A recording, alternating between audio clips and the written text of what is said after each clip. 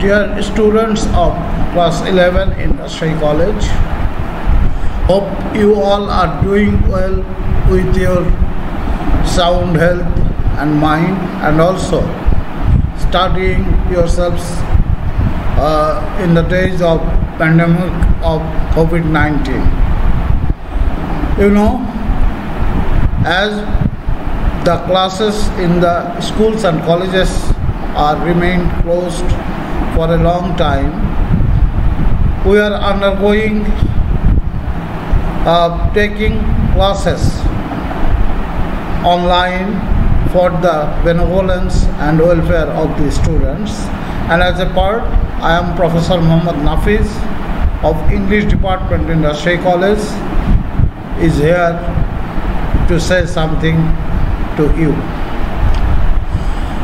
Today I will discuss on the lesson 3 of unit 11 from your core text for the classes 11 and 12 as the syllabus of English paper 1. I will discuss the third lesson of unit 11 with the title Imaginary Travel.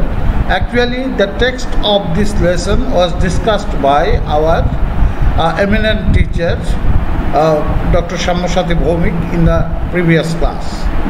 I hope you enjoyed his class. He explained the text and he left the class with the information that in the next class that there might be some explanation on the text, as he did not get time enough to discuss different issues of the text or different issues on the text because of this shortage of time.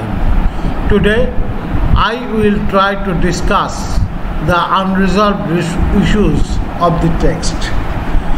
You know, the extract Dr. Bhomik discussed in the previous class was a tale taken from a famous travelogue, Gulliver's Travels, written by Jonathan Swift in the 17th century, in which Jonathan Swift narrated the tales of some strange people and events to focus upon the disorders in the society, in the state, in human behavior.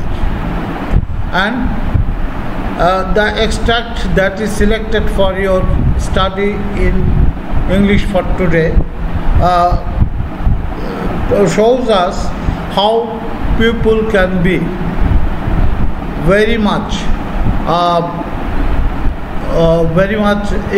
you may call it light in their behavior, in their attitude, with a trivial issue of cutting the smaller or larger part of the egg. There took place a century-long war between two nations in Lilliput. Such type of literary works that focus upon the human follies, their trivialities, their shortcomings, you may call their foolery, etc., are called satires. Gulliver's Travels is a satire in which the speaker undergoes several circumstances of strange experiences which are beyond human imagination or reality. In such a travel, we see the speaker Gulliver is in the land of Lilliputians, a land where people are too small to have any conversation, even to have any attention by the normal human beings. Thus, the speaker in the story brings the readers to a world beyond human imagination, beyond human reach or reality. This is intentional because Jonathan Swift found some disorders, found follies in human behavior in his contemporary time, and these contemporary events of English society may not be their real, may not be they are same as presented in the tale, but still we imagine that there were certain problems with the people in those days when Jonathan Swift survived, Jonathan Swift lived in. Today's class, I will discuss the issues that Jonathan Swift presents in his tale Gulliver's Travels. As in the previous class, Dr. Bhaumik told you that this is a tale of an account of an imaginary travel by a traveler who is a doctor by profession, and somehow he reached the land of the Lilliputians, where the small people caused him both troubles and laughter by their attitude and behavior to the people of the external world. Actually, the very text or contextual of the tale shows us the limitations of those of human beings as a whole. Lilliputians are representatives of the common human behaviors who live on earth. Still, we have such trivialities, follies, shortcomings in our everyday life, for which our life sometimes becomes complex, sometimes becomes amusing. And what is more important, in his tale, Jonathan Swift reminds the readers of the shortcomings that we have in ourselves, but we are very much ignorant of, as the Lilliputians are ignorant of. The very subject matter of the tale shows that how people can be trivial by creating wires on the issue of determining the cuttable part of an egg. Therefore, we can consider the text with having, we can consider the text having a lesson, having a maxim of providing us a moral teaching that people spend their energy, their efforts, their you may call their greatness in very small and trivial things, which ultimately produce nothing and which ultimately proves itself the wastage of time and energy. Dear students, I will discuss a few questions that are provided at the below of the text in the book English for Today now, and I hope, considering the answers of the questions, you will take preparation for your examination. On the screen you will see some objective type questions with the answers. In our country, we take very little attention upon the mode of answering the questions. In today's class, I will give you an advice to make the correct approach of answering questions formally. Whenever you get a questions beginning with a WH, that is, whenever you get a question beginning with the words like who, which, what, when, how, why, etc.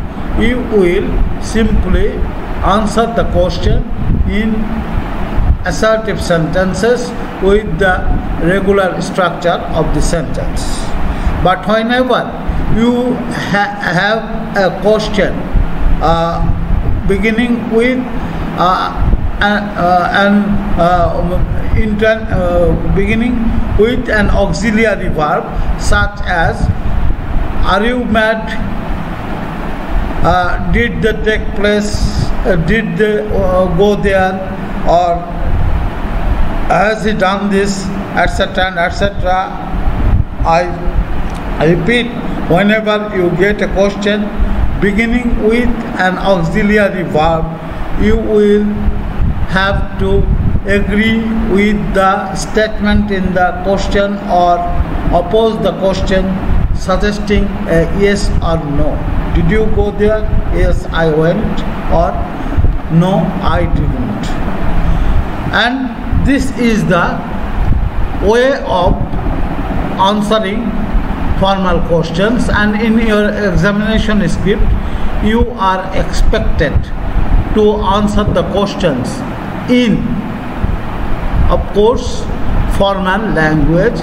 Therefore, try to follow the advice that whenever you have a question beginning with the WH, you will answer the question in a normal assertive sentence, and whenever you get a question begin with an auxiliary verb, you have to answer the question beginning with the idea of your consent to the statement in the question or your rejection of the statement, and very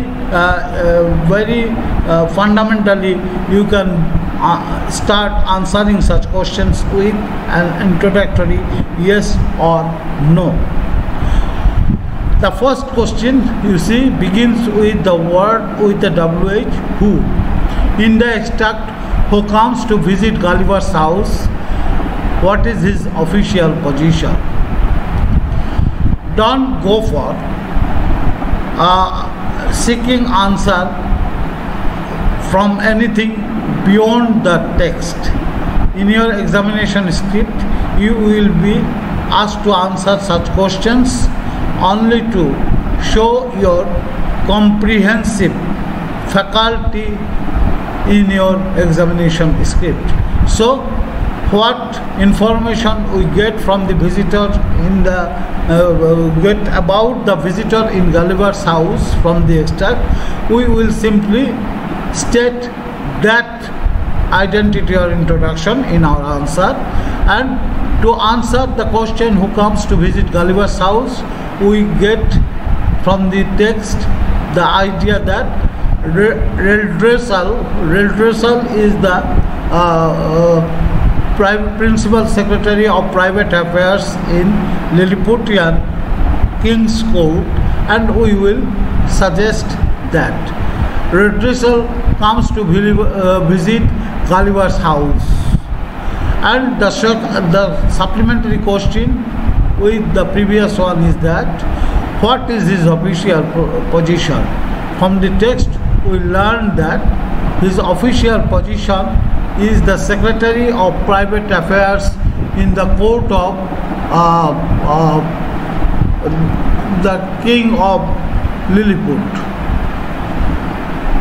And the second question, what does he tell Gulliver about his liberty?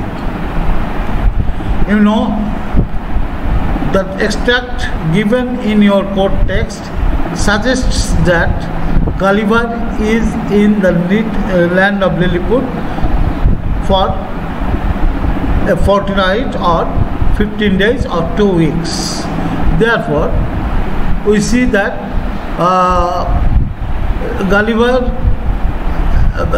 we see that the extract begins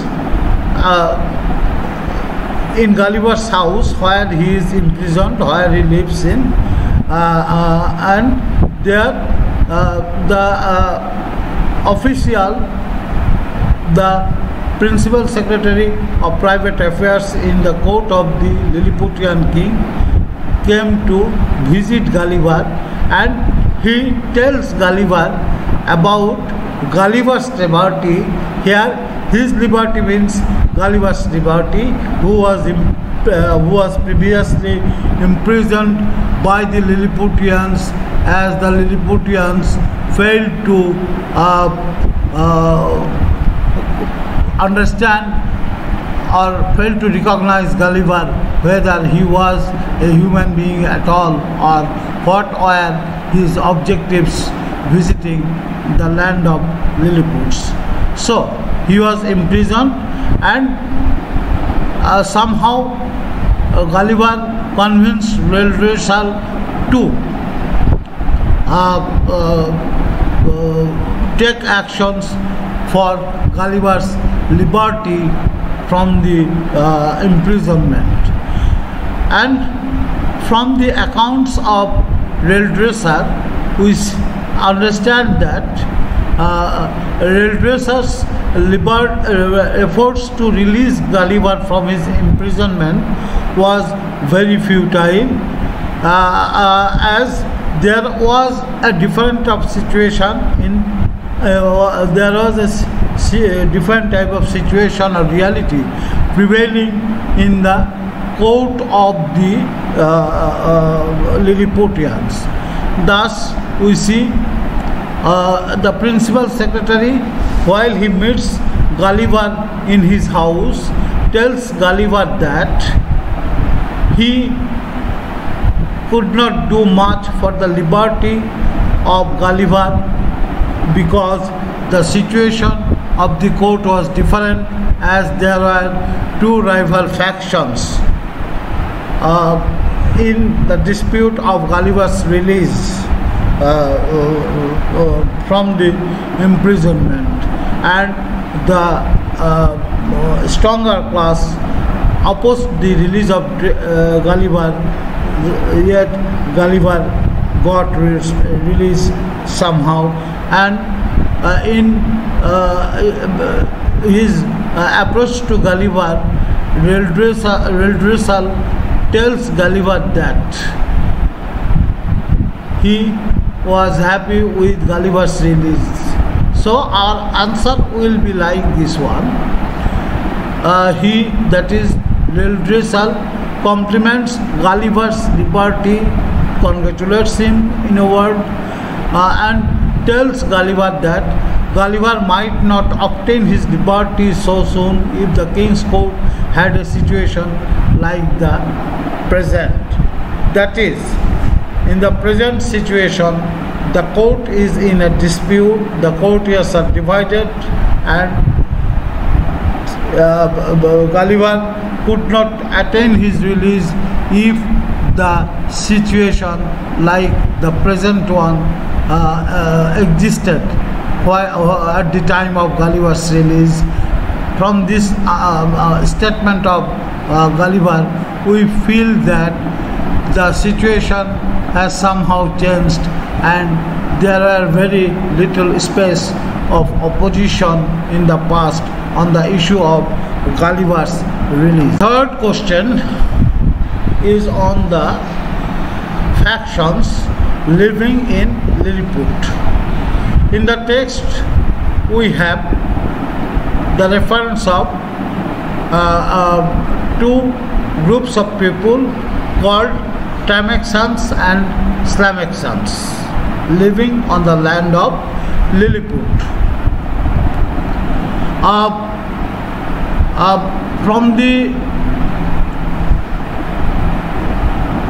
From the account of Gulliver, we feel that Tramaxans and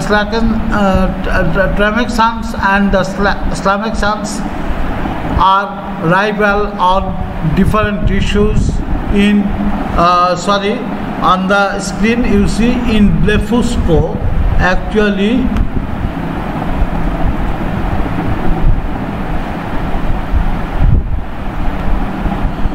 they belong to the land of Lilliput. Instead of reading the word Blefuscu, please read it as Lilliput. Tramaxians and Slamaxians are two rival groups in Lilliput who are distinguished by the high and low heels on their shoes. Here, from this answer, we understand how trivial the Lilliputians are, who opposed one another, who had the rivalry among themselves on the issue of having high and low heels on their shoes. Tramaxians, as the narrative tells us, that Tramaxians were the people who had long heels, and Slamaxians were the people with small heels. And our fourth question, we come across a new word, a new terminology called drar. How long is the drar? Drar is, thus we feel that drar is a unit of measurement of length, and very wittily Gulliver uses the term drar in the narrative, which is a measure about the 14th part of an inch. How long may be an inch, but still Gulliver gives an account of the existence of such a unnoticeable part of length, that is the 14th part of an inch. I believe no one can see an object with such a small length in the normal eyes. Still, Gulliver presents such an idea to show the absurdity in the behavior, in the attitude of the people in Lilliputians. One thing always remember, that the Lilliputians in the true sense represent the human beings, normal human beings living on earth, with the similar trivialities, follies and errors in their behavior. The human beings, like the Lilliputians, also spend and waste their time giving importance on trivial issues, unnecessary issues, and thus waste energy, intelligence and perfection. Our fifth question is that how many people died in the wire on breaking eggs? As I told you, the issue of dispute between the Tramaxians and Slamaxians, where the issue of which part of the egg should be broken to eat. The Tramaxians believe that the larger part of the egg, you have seen eggs, and an egg has a wider part and a thin part at its two ends, and the Tramaxians believed, the Tramaxians who were long-heeled people believed that the egg should be broken at its larger part, while the Slamaxians believed that the eggs should be broken at the thinner part. And this dispute between the two groups, this opinion on breaking the eggs caused a long wire between, a century-long wire between two factions of people in Lilliput, and ultimately it ended with deaths of human beings. You know, war means destructions and death, and similarly in the war between the Tamexans and Islamics, whatever might be the trivial, whatever might be the issues are trivial, there was the reality that two groups, two factions of Lilliputians underwent a century-long war in which, according to the narrator, 11,000 persons died.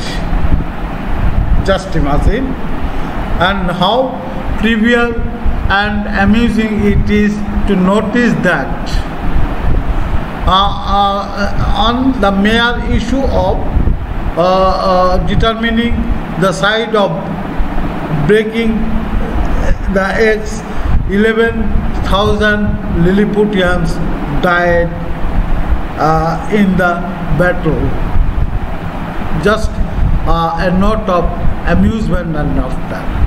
In reality, we may not experience so many deaths on trivial issues, but there are murders in our everyday life, there are killings in our everyday life, destructions in our everyday lives, and in most of the cases, at the end, we see that the wars, the conflicts, the killings, the murders are meaningless.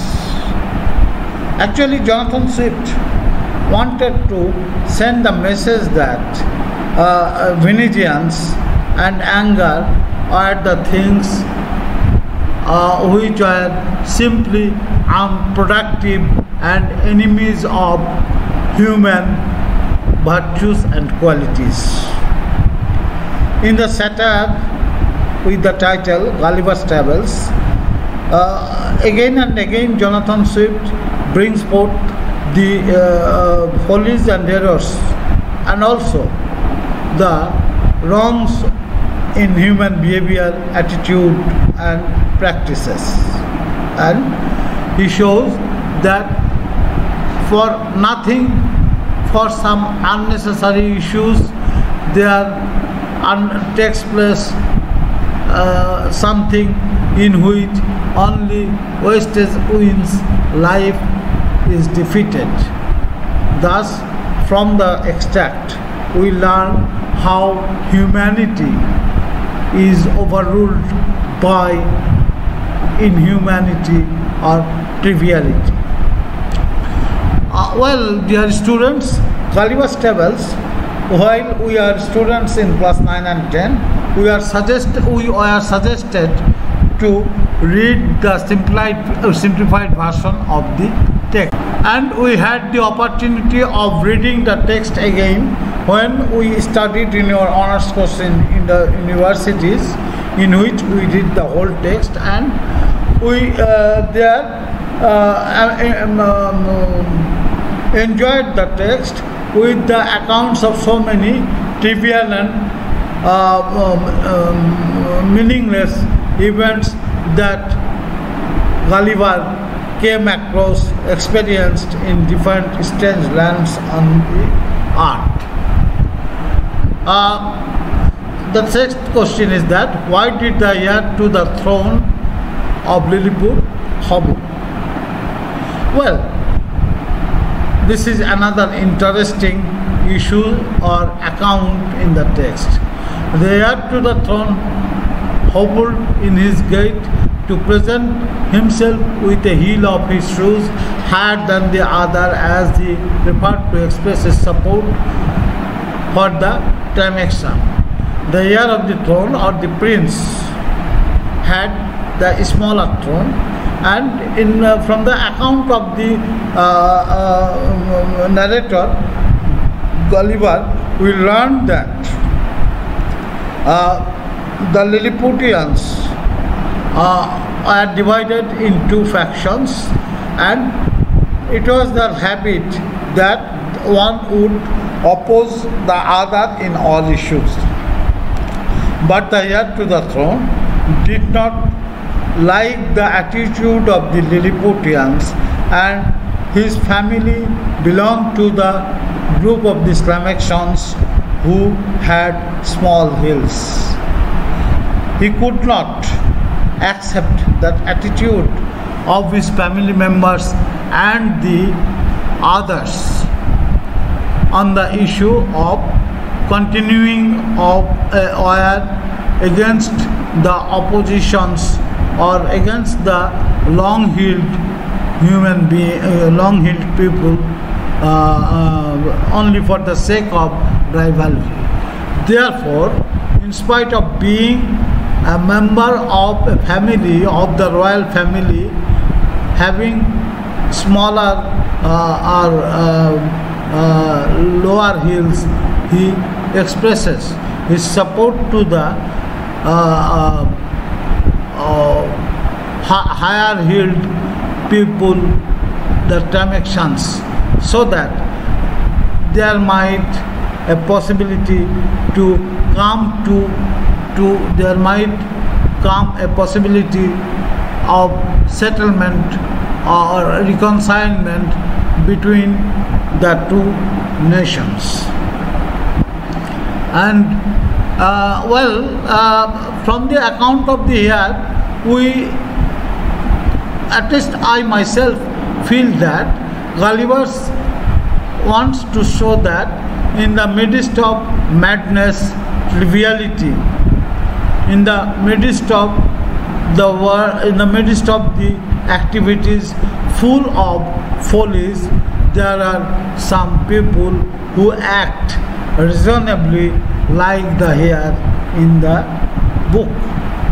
The here represents the sane people, the rational people who believe that in our behavior and in our attitude we should have some reasons so that human activities can be justified in the standard of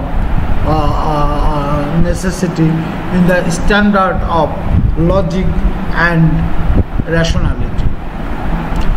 Thus, I have in this class so far discussed 6 issues as suggested at the bottom of the text in your core book English for Today, and in the extract you have so many other questions. You raise questions among yourselves. Actually, the HSC English syllabus for the students in Bangladesh is designed to help the students develop their language skill, and this language skill the students are suggested to develop through conversations, interactions, etc. Therefore, I advise you to read the text carefully, to raise questions from the text, to discover the rationality of human behavior, try to justify the behavior, or try to determine the follies in the human behavior as presented in the text, and thus you will develop both your creative faculty, analytical faculty, or your curiosity along with your skill in the use of English language. And I hope you will further go on raising questions in yourselves on different events presented in the extract. You will make answers of those questions, and thus you will practice yourselves so that you can develop your English language skill. And we have a number of supplementary questions. Try to understand the issues. What are the causes of division among the people in Lilliput? You know very well that on the very trivial issue of determining the cuttable part of the egg, or is the main cause of division among the people, which caused rivalry among the people, Tamactions and Slamactions on all issues of life. How serious are they? Think about the seriousness in the wire on the issue of cutting the egg. And what do we see? We see that 11,000 people died in the years in the wire, and thus there was a huge destruction of lives in the wire. Do you see any reflection of contemporary politics in the extract? Well, this is upon your own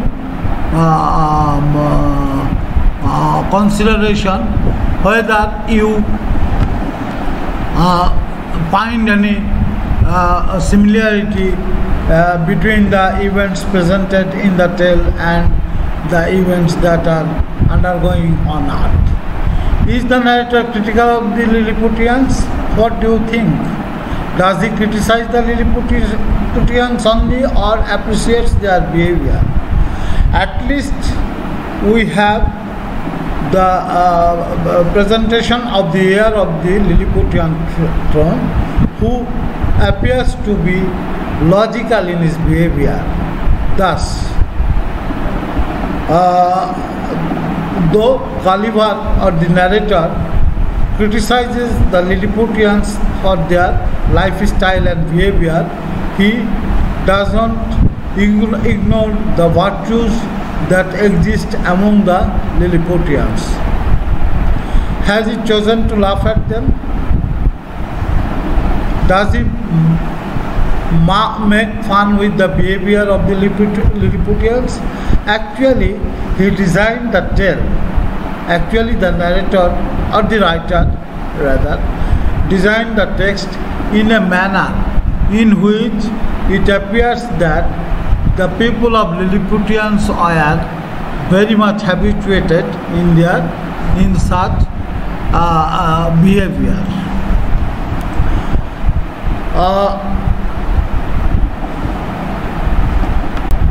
Why and how does he ridicule them? Well, very simple. The answer is very simple. Gulliver ridicules the Lilliputians so that they might, or actually Gulliver doesn't ridicule any Lilliputian. He rather ridicules human beings on earth because of their trivial and strange behaviors, with the hope that human beings might, like the Lilliputians, get rid of the follies and the shortcomings, and thus he, in a very mild and amusing language, answering the question, how does he ridicule the people? We will say that in a soft and mild language, in a very informal tone, Gulliver ridicules the Lilliputians or the human beings with follies and strangeness in their behavior in the text. What is factionalism? Factionalism, you know, I have uttered the word factions referring to the Tamactions and the Samaxians. Factionalism means simply grouping of people on certain issues, and in the text we have two factions divided on the issue of determining the cuttable part of the egg. The cause of capitalization of some words. Well, I think I don't need to discuss or say something about this issue. In the text you see some words other than proper nouns are presented. Even a few verbs or adjectives are also presented with the beginning of a capital letter in order to give emphasis upon the word. Whenever you get a word with a capital letter at the beginning, you make sure that the writer wants to give some particular emphasis on the word in the sentence. Contextually, the word may be considered the word in the simplest words, we can tell that whenever we get a word other than a proper noun beginning with a capital letter at the beginning with a capital letter, we can consider the word as the key word or main word or main idea in a sentence. And I think this Dr. Bhumik will also agree with me, and thus you have already learned the reason behind the use of the capital words at the beginning of capital letters at the beginning of some words from the explanation of Dr. Bhumik. So thank you for today. Thank you all. In your next classes, our colleagues your teachers will discuss the units discuss the lessons from Unit 12, and till then I hope you all will do well and you will keep sound health with a